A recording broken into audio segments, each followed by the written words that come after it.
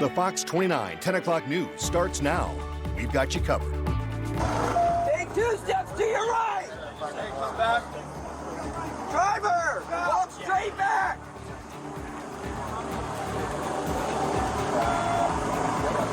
Keep walking. Tonight, we're digging into what the FBI is calling a second assassination attempt on former President Donald Trump. We traveled to Greensboro, North Carolina, where we uncovered the suspect's criminal history and a pattern of what former neighbors called strange behavior. Like he'd walk past here really quickly, like I said before, kept pace with me for no reason, had no reason to be out at midnight. And road closures are back in place at Mar-a-Lago. We spoke to the people who are impacted the most. We begin tonight with the very latest on what the FBI is calling an attempted assassination on former President Donald Trump. Today, members of the FBI and the Secret Service, along with the Palm Beach County Sheriff's Office, revealing new information on the second assassination attempt during a news conference today. Officials vowed to take new action. Our Ethan Stein is sorting through the very latest in this investigation, and he joins us live now with more. Ethan. Honey, you can see the road behind me is still closed, and if you look further down, you can see the reason why. You can see investigators are still processing the scene at this point. The sheriff's office says this road will remain closed until until tomorrow at this point. But we learned a lot of new information about this assassination attempt. Take 2 steps to your right. This is the moment the Martin County Sheriff's Office took into custody 58-year-old Ryan Resley Ruth. What's your name, boss?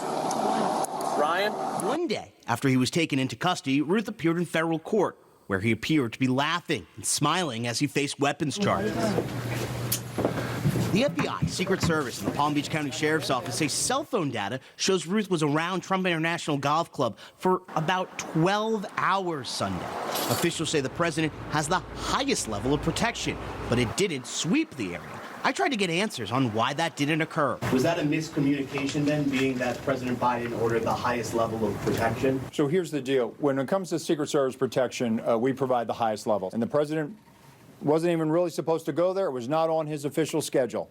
And so we put together a security plan, and that security plan worked. A success, because agents were one hole ahead, scouting the area.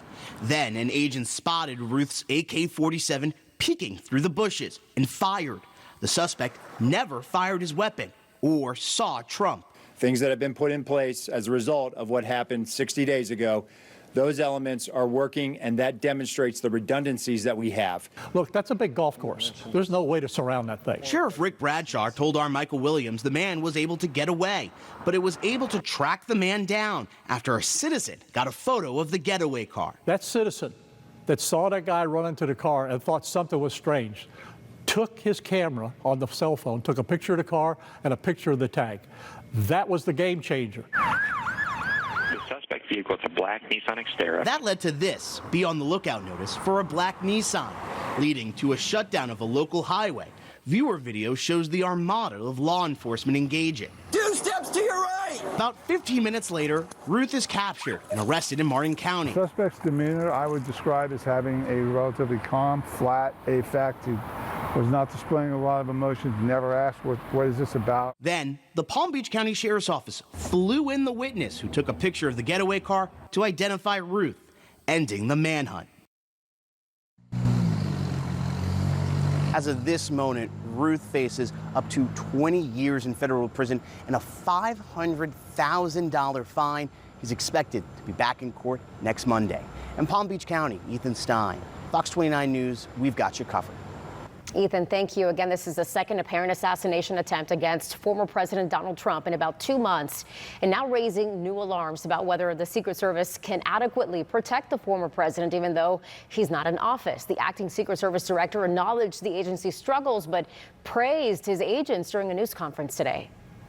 We cannot have failures. And in order to do that, we're going to have some hard conversations with Congress, and we're going to achieve that. We wanted to know more about Ryan Ruth's. That's why we sent Kate Hussey to Greensboro, North Carolina, where he lived at for at least decades. She spoke with neighbors there who are providing a little bit more insight into his past, and she's uncovered a lengthy criminal history. Neighbors say there were warning signs here. Ruth was a local roofer who neighbors say mostly kept to himself. Property records show he lived in this house here behind me. It's been vacant for quite some time, but neighbors say while he did live here, it wasn't uncommon to see police activity outside his home. I went to the Guilford County Courthouse to dig into his criminal past and found several felony convictions dating back to the early 2000s, including possession of a weapon of mass destruction in 2002, according to court records.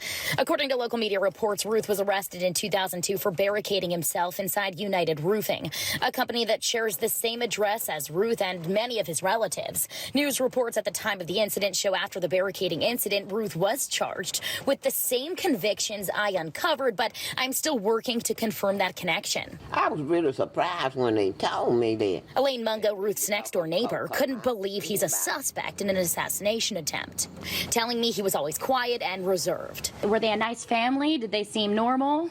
Yeah, I didn't know nothing was going on. Neighbor Josh Patrick, though, So it's kind of like a strange guy. wasn't so surprised to hear the latest allegations, telling me he'd see Ruth pacing in the road late at night and said Ruth would occasionally follow him home. Behaviors were just really strange. Like he'd walk past here really quickly, like I said before, kept pace with me for no reason, had no reason to be out at midnight. Did he ever say anything about Trump or Ukraine or anything like that? No, he's a very, very quiet person. And he was very, like I said, jumpy, reserved, didn't really speak out loud too much, and didn't come off as a political person at all. It seemed very, kind of dangerous. Were you surprised? I really didn't. No, I wasn't surprised. This neighbor, not wanting to share her name, told me Ruth lived here with his daughter and said about 5 months ago Ruth went door to door trying to sell his home to move to Hawaii. Neighbors haven't seen him since. I tried reaching Ruth's family, who, according to property records, still live in Greensboro, but no one answered the door. They haven't returned my calls or emails. Yeah, there's warning signs there. There's nothing he did that I could report to the police and say, this is a suspect. This is someone we should be worried about. I reached out to local agencies about their potential involvement in Ruth's prior convictions here. They deferred me to the FBI. I've also requested arrest affidavits and other documents about those prior convictions to piece together what exactly happened. Reporting from Greensboro, I'm Kate Hussey, Fox 29. We've got you covered.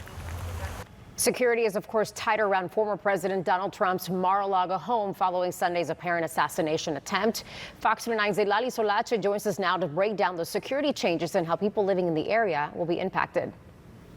Security checkpoints, law enforcement, and barricades will not be going away along Southern Boulevard near Mar-a-Lago anytime soon since yesterday's incident at Trump International Golf Club. Jerry Mandello lives near the resort and says he sees a difference. It's just a little minor inconvenience. Not for me, and they don't bother me, but I feel sorry for the workers in the morning because they have to get stopped, but that's what you got to do. Road closures on Southern Boulevard began back in July following the first assassination attempt on the former president. Then in August, following frustration from residents, roads were reopened if Trump was out of town. But now Sheriff Bradshaw says the road closures are back, leaving some to be rerouted. I mean, it is kind of nice to have the extra security here because I know that they're here because of the assassination attempts. It is a little annoying that we can't go over to the island on this bridge, but you can just go to the other bridge. Smith says although road closures are inconvenient, he thinks safety should come first. I just think it's kind of sad that it's happening and multiple times. Whatever you believe and who you want to support, it's never good to try to take someone down with an AK-47. And Mar-a-Lago lies 4.5 miles from Trump International Golf Club, where the incident took place. The U.S. Secret Service's acting director made clear President Joe Biden wants to ensure the highest levels of protection for both Trump and Kamala Harris. Hani. Zelali, thank you. At 10:30, our coverage continues. We look into other safety changes that we could see after Sunday's assassination attempt. We want to turn to our weather now with meteorologist James Whelan. James, Boca Raton is now in the clear after some thunderstorm warnings earlier today. Can we expect any more? Yeah, we had a big thunderstorm roll through Boca earlier, and then poof, it was gone. But it was a severe thunderstorm with 60-mile-per-hour winds. You can see it here kind of on the Delray Beach camera. All was good, and then right at sunset, it blew on through, even made it up through Delray there.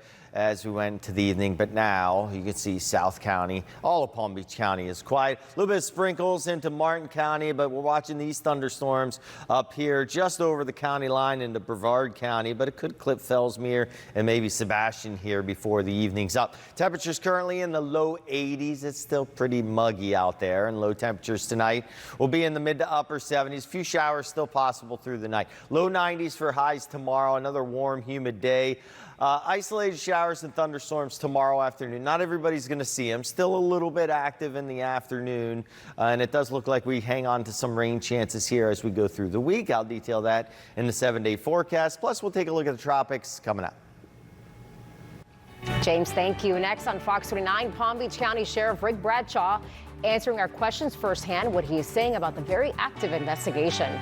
Plus, we'll have the latest assassination attempt on former President Donald Trump. It has us looking into the hostility inside the political world. At 10:30, experts who are weighing in are talking about how to tone down the rhetoric. Plus, the final message from the submersible carrying 5 people were all good here moments before it imploded. We're learning more about the faulty vessel.